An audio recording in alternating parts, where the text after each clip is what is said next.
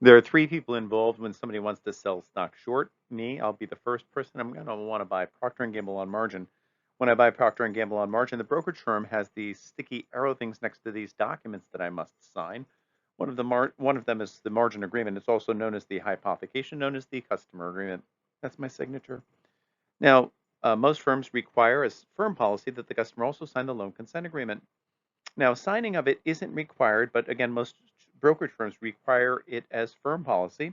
And if the customer, Peter, P, they sign both the margin and the loan consent agreement, it allows now the brokerage firm to lend out those securities to somebody who wants to sell the stock short.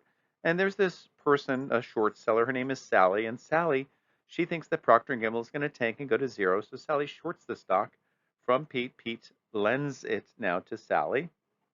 In Pete's account, Pete has an IOU indicating he lent the stock to a short seller. Sally shorts the stock to this dude. Mike buys from Sally Procter and Gamble. Now, when the company Procter and Gamble pays a dividend, who gets it? In thinking about it, well, both Pete and Mike should get it, but we're not going to both get it from Procter and Gamble. Pete is going to get the dividend from the short seller. Mike is going to get the dividend directly from the company. And in that Mike gets the dividend from the company, his is a qualified dividend. Qualified dividends are taxed at the lower rate. Sally's account is debited by the dividend. Pete's is credited by the dividend. So Sally owes Pete the dividend. And because Pete receives the dividend from somebody other than the company, his is an ordinary dividend, which is taxed as his tax bracket. Now, if the stock is sold short prior to the X, both Pete might get the dividend.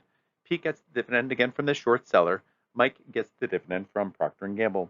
If the stock is sold short on the X date or after it, only Pete gets the dividend from the issuer. As the buyer, if they bought it on the X date, they don't get the dividend, and thus the short seller doesn't owe it.